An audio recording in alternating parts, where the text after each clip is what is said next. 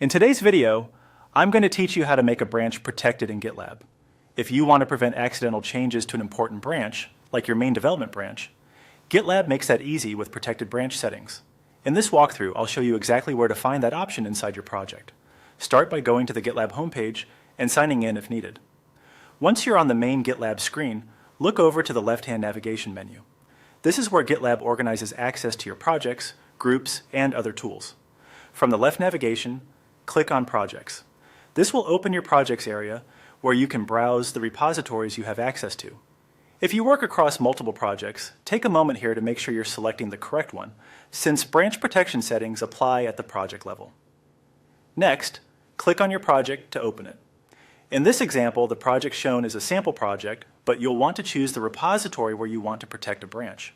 Once the project loads, you'll be inside the main project dashboard. Now move back to the left-hand navigation and click on Settings. This section contains the project's configuration options, including permissions, integrations, and repository controls.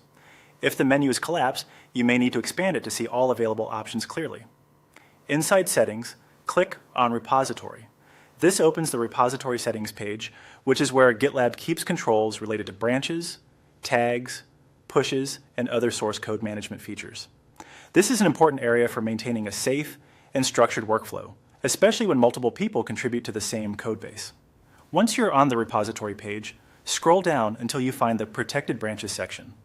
This is the area you need when you want to control who can push to or merge into specific branches. Protected branches are commonly used to reduce mistakes, enforce review processes, and help keep stable branches secure.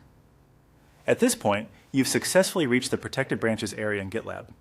From here, you can continue configuring branch protection according to your project's needs. As a general tip, it's a good idea to review which branches should be protected before making changes, especially in team environments where permissions affect multiple contributors. That's it for this tutorial. You now know how to navigate to the protected branch settings in GitLab so you can manage branch safety more confidently.